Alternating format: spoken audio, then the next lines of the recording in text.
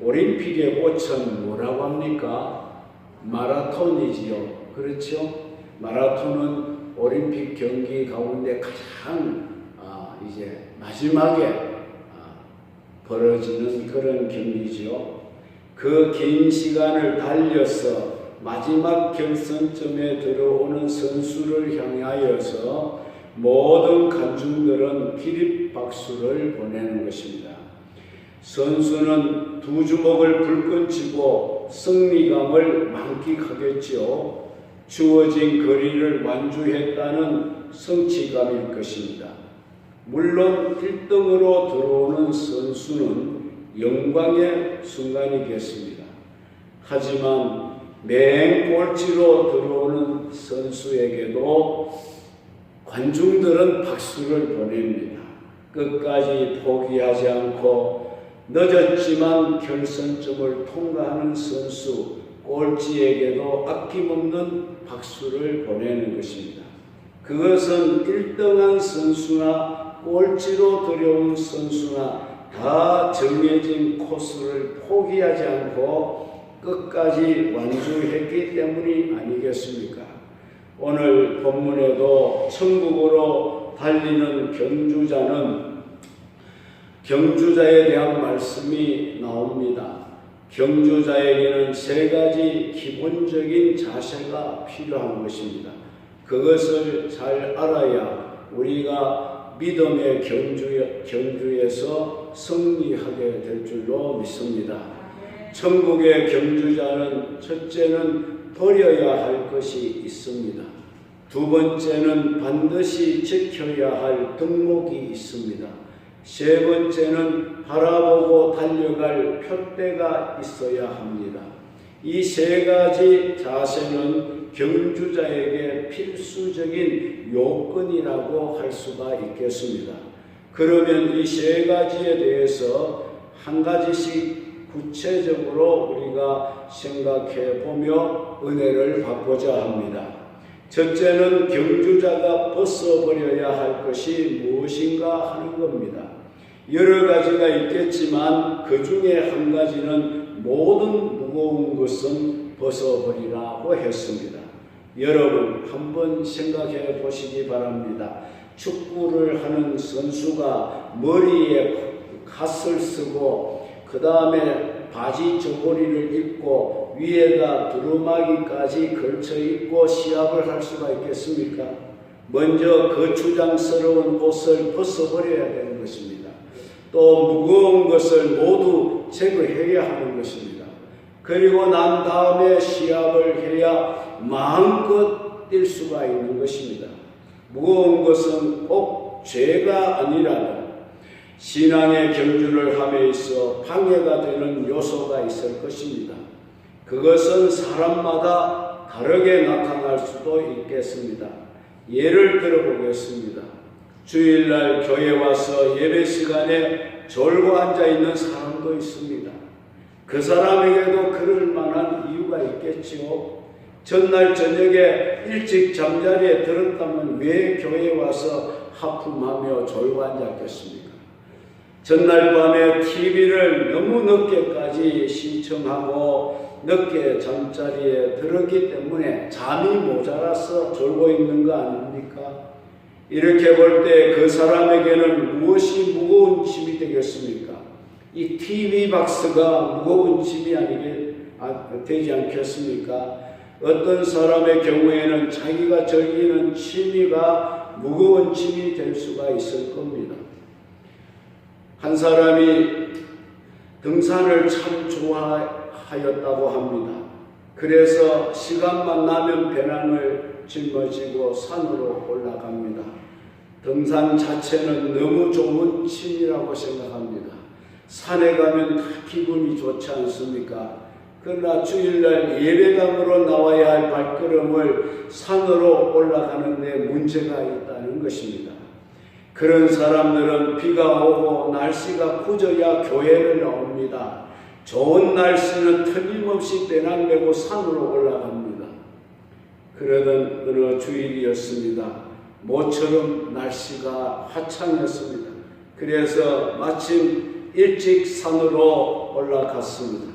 양심에 좀 가책은 되었지만은 아랑곳하지 않고 기분 좋게 산으로 올라갔습니다. 정상에 올라가서 야호라고 외쳐보기도 하고, 그리고 이럭저럭 하다 보니까 시간이 많이 흘러갔습니다. 중간쯤 내려오고 있는데 어둑어둑해지기 시작합니다. 거의 다 산 아래로 내려왔을 때 주위를 분간할 수가 없을 만큼 어두워졌습니다. 그때 자신도 모르게 헛발을 딛고 말았습니다. 그는 높은 곳에서 떨어졌습니다. 그 순간 생각했습니다. 이제 나는 죽는구나. 집사까지 되어서 주일 예배 자주 빼먹더니 이제 벌 받는구나. 그런 생각이 들었습니다. 그 말을 하는 그때 마침 자신의 가슴을 팍 부딪히는 것이 있었습니다. 자기도 모르게 그걸 팍 잡았습니다. 나중에 정신을 차리고 보니 절벽 가운데 뻗어있는 소나무 가지였습니다. 이 소나무 가지를 있는 힘을 다하여 붙들고 있습니다. 참으로 불행 중 다행이라고 생각합니다. 위를 쳐다봐도 아래를 내려다봐도 까마득한 그런 절벽밖에 없습니다.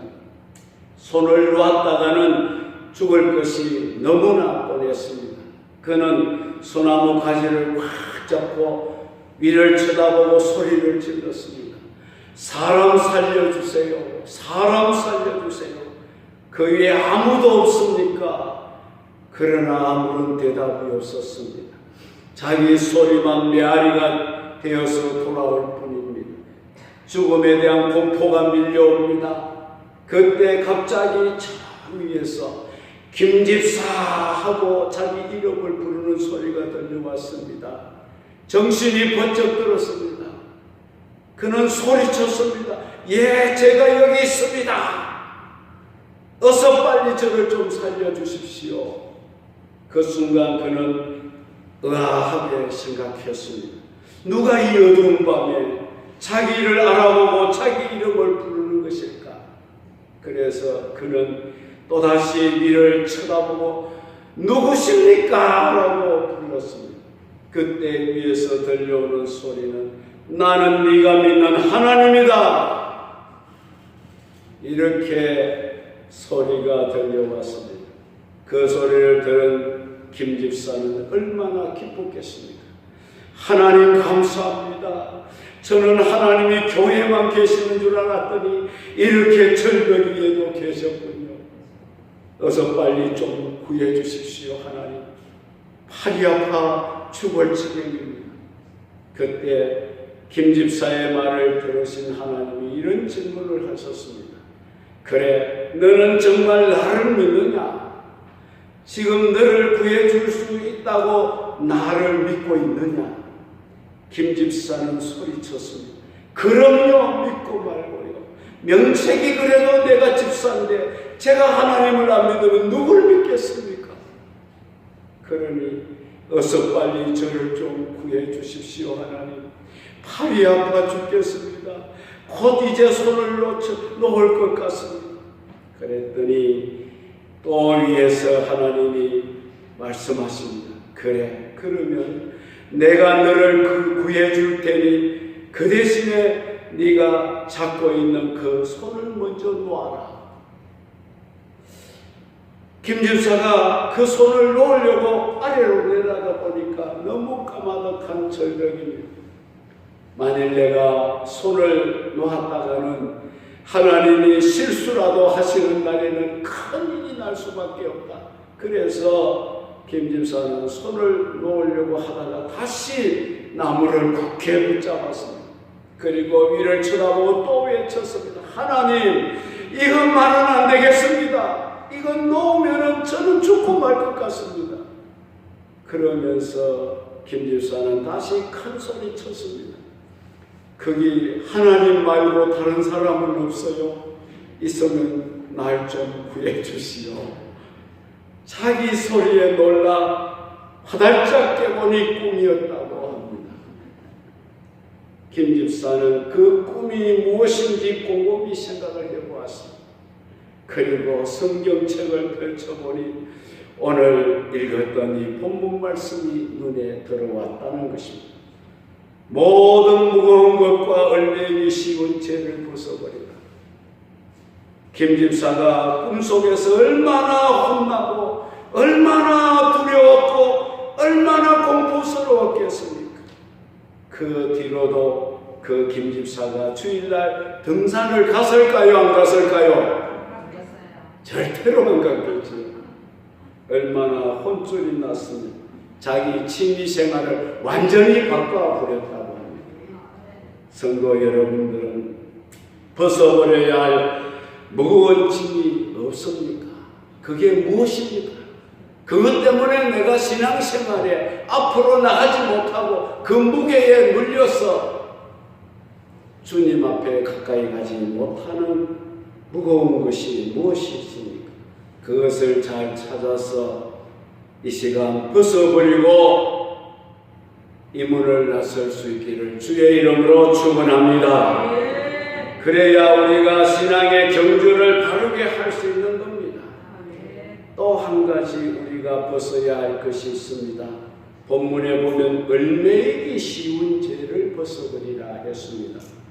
예를 들어서 설명해 보겠습니다.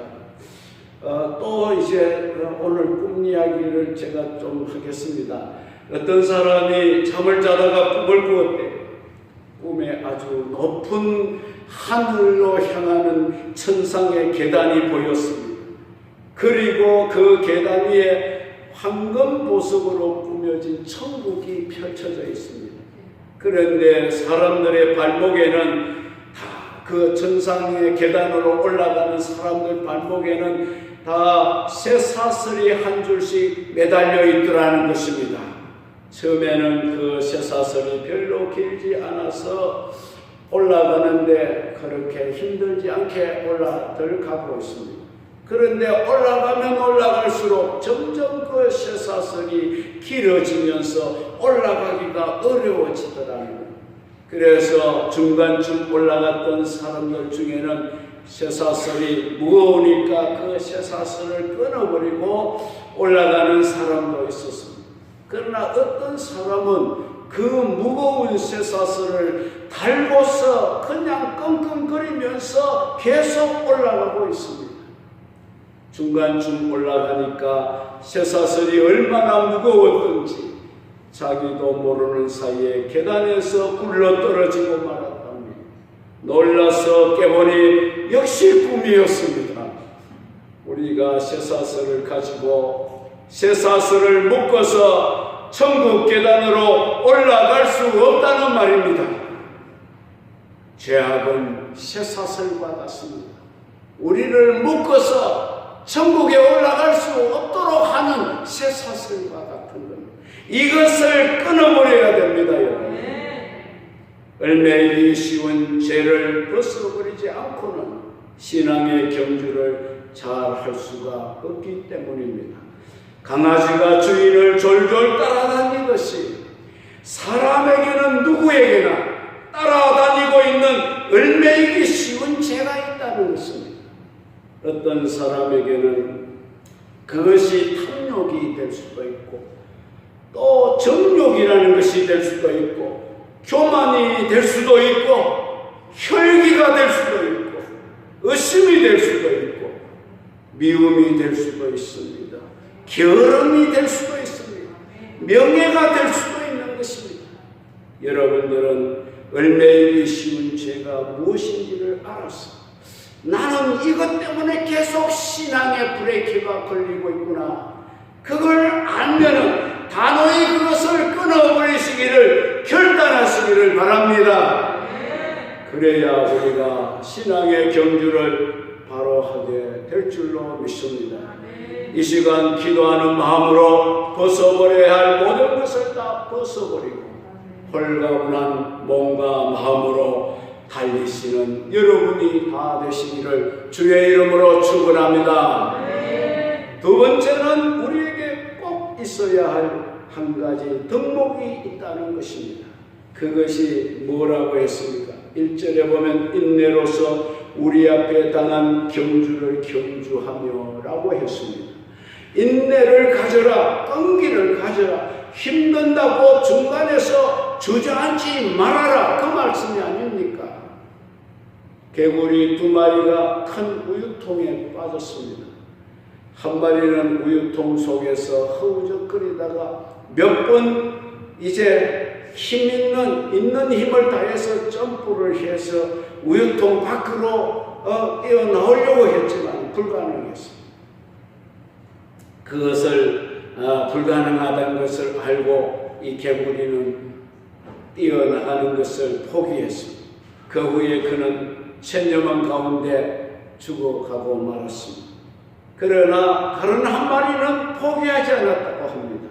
그 개구리도 우유통이 미끄럽다는 걸 알고 있었습니다. 한번 점프해보고 그것이 불가능하다는 사실도 알고 있었습니다. 그러나 그 개구리는 결코 절망하지 않고 밤새도록 우유통 속을 휘저으며 다녔다고 합니다. 그러는 가운데 긴 밤이 지나가고 태양이 힘있게 솟아올랐습니다. 그 순간에 우유가 변하여 단단한 버터가 되어 있었다는 것입니다. 그래서 개구리는 그 단단해진 버터를 딛고 밖으로 나오게 되었다는 것입니다. 우리에게 무슨 교훈을 주는 이야기입니까? 인내와 끈기의 중요성을 가르쳐주고 있습니다. 비록 극한 상황 속에 있다 할지라도 절망하거나 낙심하지 말라는 것입니다. 내일을 향하여 힘차게 달려가라는 그런 교훈이 아니겠습니까? 제가 위대한 인물 한 사람 소개합니다. 여러분이 자세히 들어보시고 그분이 누군지를 맞추어 보시기 바랍니다. 이 사람은 1831년 사업에 손을 댔다가 실패를 했습니다. 이듬해 1832년 주 하원에 출마했다가 낙선했습니다. 1833년 또 사업에 실패를 했습니다. 1834년에 다행히 하원에 당선이 되었습니다. 1835년 그 해에 사랑하는 아내를 잃었습니다. 1836년에 자신이 심정쇠약으로 쓰러졌습니다. 1838년에 연방하원에 출마하여 또 낙선을 했습니다. 1846년에 하원에 당선이 되었습니다. 1848년에 연방하원에 또 낙선했습니다. 1855년에 연방상원에 출마했다가 또 낙선을 했습니다. 1856년에 부통령에 출마했다가 또 낙선을 했습니다. 1858년에 연방상원에 출마했다가 또 낙선했습니다. 그러나 1860년에 그런 미국 대통령에 당선이 되었습니다. 누굽니까? 맞습니다. 에브라함 링컨이 그 용사입니다. 미국의 16대 대통령 아브라함 링컨입니다. 왜 미국 시민이 또 세계의 모든 사람들이 링컨을 존경하고 있습니까? 미국의 노예를 해방시켰다고요? 민주주의를 꽃피운 사람이라고요? 물론 그것도 링컨을 존경하는 하나의 원인입니다. 그렇지만 그것만은 아니라는 것입니다.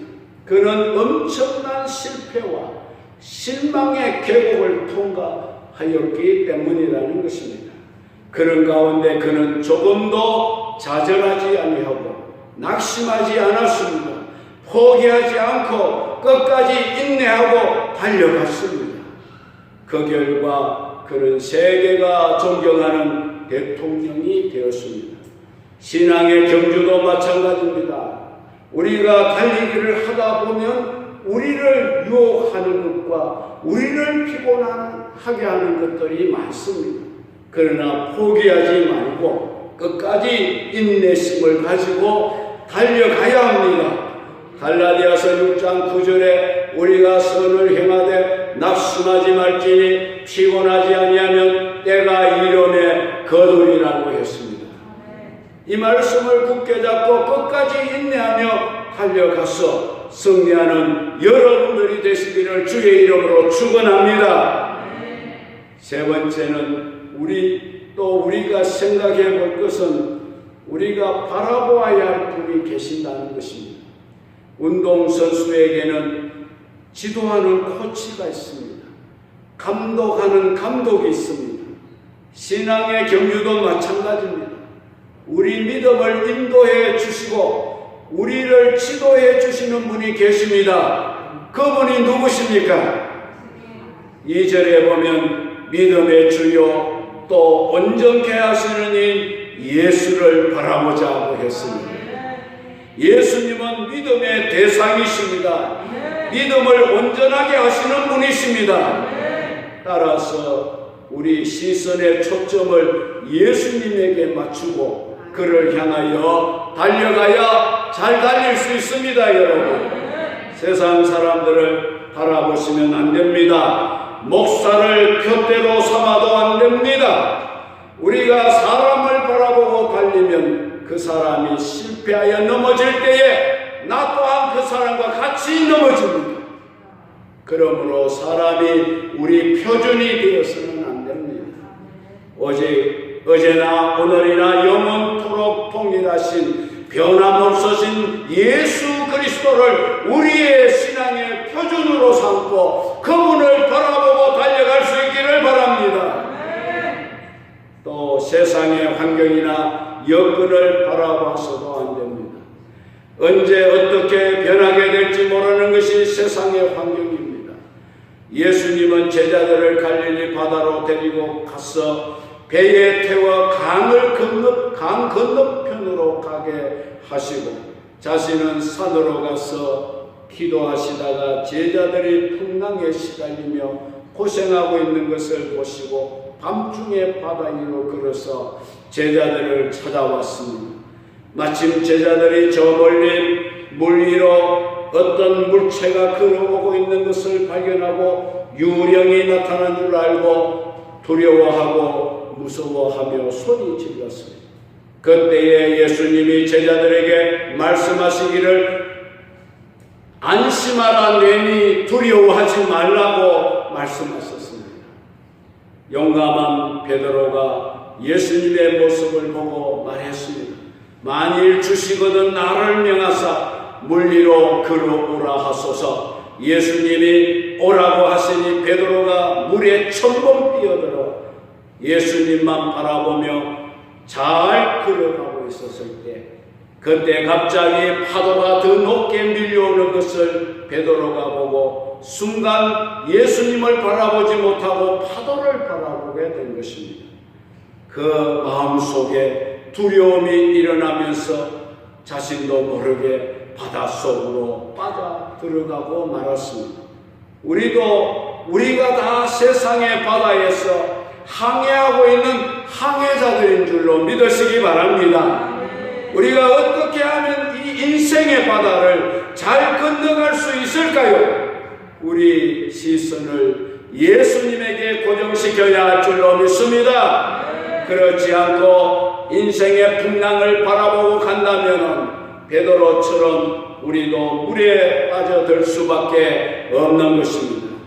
만약 여러분이 인생 항로에서 승리하기를 바라신다면 예수 그리스도만 바라보고 앞으로 나아갈 수 있기를 바랍니다.